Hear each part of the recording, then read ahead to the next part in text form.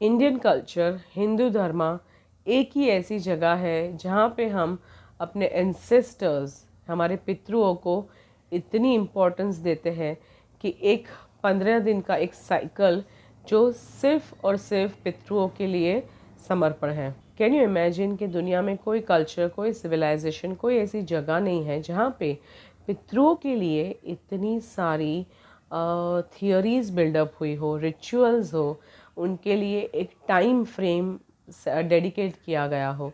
Yes, मैं बात कर रही हूँ हमारे श्राद्ध पितृपक्ष की।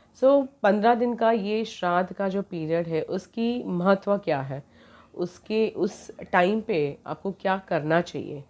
आप ये मत सोचिए कि ये सिर्फ हिंदू कल्चर में आता है। नो, बुद्धिस्ट लोग जो है, अगर आप किसी भी बुद्धिस्ट कंट्री में जाएंगे तो आपको ये देखने मिलेगा कि वहाँ पे भी आपसे कोई ना कोई छोटा सा रिचुअल करवाया जाता है जो पितरों के लिए हो। सो यस, हमारे यहाँ पे कोई तो रीज़न होगा ना कि वाई इतने जनरेशन तक, ऑलमोस्ट 7 जनरेशन तक तो हम मिनिमम देखते हैं। और उसके भी पहले अगर आपके लाइफ में कोई बहुत बड़ा प्रॉब्लम हो तो हम उसके भी पहले के पितरों के बारे में सोचते हैं और उनके रिलेटेड एक टिपिकल रिचुअल या विधि हमारे स्क्रिप्चर्स में डिस्क्राइब की गई है। सो ये पितृपक्ष में क्या होता है? First of all let's understand कि ये टाइम उस लोगों के लिए है, डेडिकेट किया गया है जो अभी इस दुनिया में नहीं है, जो आपके हस्बैंड के साइड या फिर मेन के पितृ है उनके लिए ज़्यादातर होता है। So for example there is a head of the family, जो अगर उनके पेरेंट्स में से कोई नहीं है या फिर उनके फादर और उनके फादर, सो वैसे ये मेल लिनिएज में फॉलो होता है। सेकेंडली, इसका महत्व ये है कि कभी भी किसी की अननेचुरल डेथ हुई है या फिर उनकी कोई डिज़ायर के साथ डेथ हुई है तो वो कहाँ जाएगा? वो ऑब्वियसली अपने बच्चों से एक्सपेक्ट करेगा। और अगर वो अभी फिज़िकल फॉर्म में नहीं है तो वो कैसे आपसे एक्सपेक्ट करेगा? तो हमारे यहाँ पे जैसे कि कौवा, जिसे कहा गया है कि वो पितरों के रूप में आता है, तो एक dedicated animal is kind of given और may be assigned to fulfil their पितरों की जो भी मंशा है आपके द्वारा। तो यस, ये हमारे एग्जिस्टिंग जनरेशन को अपने पास्ट जनरेशन के जो पितृ हैं उनके लिए करने की एक पर्टिकुलर विधि है। देन उसमें क्यों करना चाहता है? क्योंकि हमारे यहाँ पे टिपिकल लिखा हुआ है कि अगर आपके यहाँ पे कोई भी टाइप के प्रॉब्लम्स हो, जैसे कि किसी कपल को बच्चे नहीं हो रहे, या फिर आपके घर में शांति नहीं है, या फिर आपके घर में बहुत सारे डिजीज़ हैं, या फिर आपके यहाँ पे बिजनेस का प्रॉब्लम है, बरकत नहीं है, और या फिर आपके पर बहुत सारे केसेस चल रहे हैं। सो ऐसी कोई भी टिपिकल प्रॉब्लम्स जो आपकी लाइफ में चल रही है और अगर आप उसका सल्यूशन ढूंढने जाएंगे तो आपके कोई भी एस्ट्रोलॉजर कहेगा कि यस, आपको अपने पितरों को, जिनको आपसे एक्सपेक्टेशन है, उनको कहीं ना कहीं तरीके से फुलफ़िल करना है।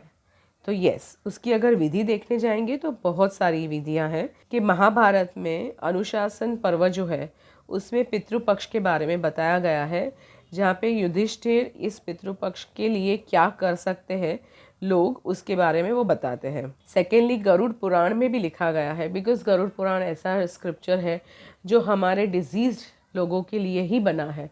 सो जहाँ पे मरने के बाद आत्मा की गति कैसे होती है, वो कहाँ जाता है, कैसे गोचर करता है, उसके बाद उनकी लाइफ क्या है। सो लाइफ आफ्टर लाइफ का जो कॉन्सेप्ट है वो पूरा गरुड़ पुराण में एक्सप्लेन किया गया है। देन विष्णु पुराण में भी उसके बारे में ये कहा गया है कि पितृपक्ष में हमेशा श्राद्ध के टाइम पे हमेशा कुछ न कुछ अपने एंसेस्टर्स को पानी के द्वारा या कोई चीज़ के द्वारा, खाने की कोई चीज़ के द्वारा तृप्त करें। अग्नि पुराण में ये कहा गया है कि हमेशा आपकी तर्पण विधि ऐसी हो जिसमें उनकी कोई भी इच्छा जो है वो आपको पूरी करनी है। मनुस्मृति के चैप्टर 3 में ये कहा गया है कि श्राद्ध का अगर हम परफॉर्म नहीं करते हैं तो आगे की जनरेशन को प्रॉब्लम होता है, या फिर आपके बच्चे नहीं होते, ऐसे कोई भी सारे प्रॉब्लम हो सकता है। भगवत गीता में ये कहा गया है कि अगर कृष्ण, वैसे भगवत गीता में तो कृष्ण बहुत अच्छी तरह से एक्सप्लेन करते हैं कि अगर आपने पितृपक्ष के द्वारा पितृपक्ष के टाइम पे अगर आपने तर्पण विधि नहीं की या फिर आपने श्राद्ध परफॉर्म नहीं किया तो उसका प्रॉब्लम क्या हो सकता है। तो अभी तर्पण विधि क्या है? तर्पण विधि ये है कि हम अपने हाथों से पितृओं को पानी किसी कोई भी पर्टिकुलर वेसल में हम अगर उनको अर्पण करते हैं during those 15 days in the morning hours remembering them, तो वो तर्पण कहा जाता है, जिसमें आप तल के तिल डाल सकते हैं, बार्ली यानी जौ या फिर राइस, ये सारी चीज़ डाल के भी दे सकते हैं। उसके बाद आता है पिंडदान। पिंडदान ये है कि जहाँ पे आपने राइस को बना के फिर उसमें थोड़े बहुत बार्ली फ्लावर या फिर तल के तेल के साथ या फिर तल को ही डाल के ये जो पिंड बनते हैं आपको उनको कौओं को ऑफर करना है। उसके बाद आता है मेन यानी कि श्राद्ध। तो ये श्राद्ध में आप ब्राह्मण के द्वारा या फिर किसी ब्राह्मण को ही श्राद्ध के नाम पे कुछ न कुछ डोनेशन करके कर सकते हैं। दूसरा आता है फीडिंग द काउज। हमारे यहाँ पे ऐसा कहा गया है कि गाय में 33 करोड़ देवता का वास होता है, जिसमें हमारे ऑफकोर्स एंसेस्टर्स का भी वास कहा गया है।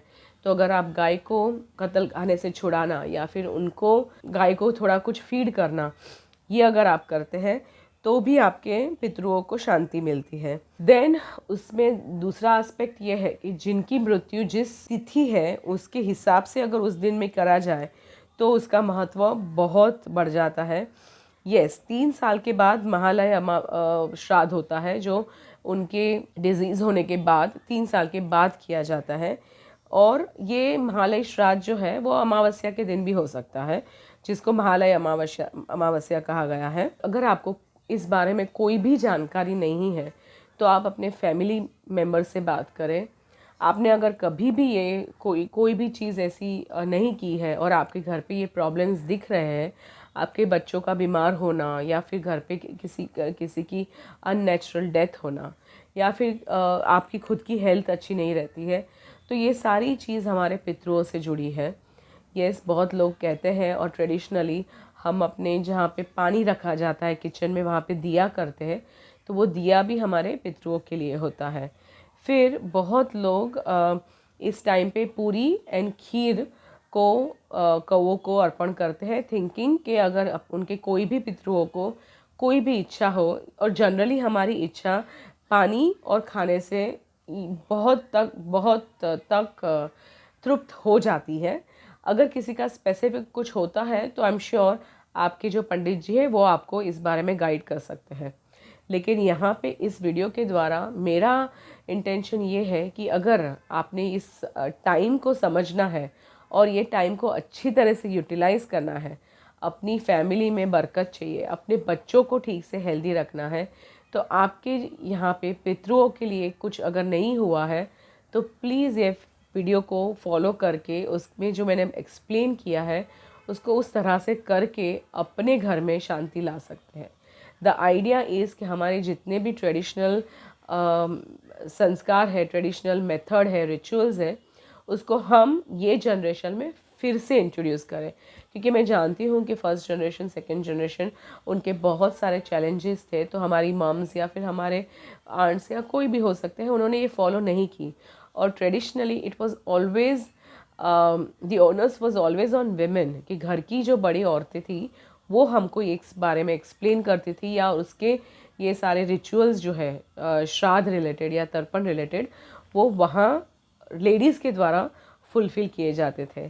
तो यस, अगर आप चाहते हैं कि हम इस ट्रेडिशन में रहें और हम इसी को फॉलो करें और हमें इसको अपने बच्चों को भी फॉलो करवाना है और ये ट्रेडिशन को कंटिन्यू रखना है, तो प्लीज़ जो टाइम का जो महत्व है और जिस तरह की उसकी विधि होती है आप प्लीज़ करिए। पितृपक्ष ये अब चालू होने वाला है, पहले दिन से ही आप अपने घर पे वो होमवर्क कर लीजिए।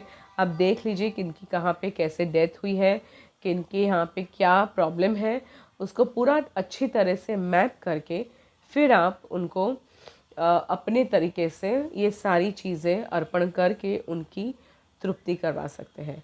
अगर आपको ये वीडियो अच्छा लगता है, आपको लगता है कि मैं आपकी लाइफ में कोई चेंजेस ला रही हूँ, आपको उससे इफ़ेक्ट दिखता है, तो प्लीज़ अपने फ्रेंड्स के साथ, फैमिली के साथ शेयर करिए। ये सारी चीज़ मैं खुद तो फॉलो करती हूँ, मुझे ज़रूरत नहीं है। मेरा आइडिया ये है कि मेरे व्यूअर्स भी इसको समझें, इसको शेयर करें और इससे जितना ज़्यादा आपको लाभ मिले वही हमारा मेन उद्देश्य है।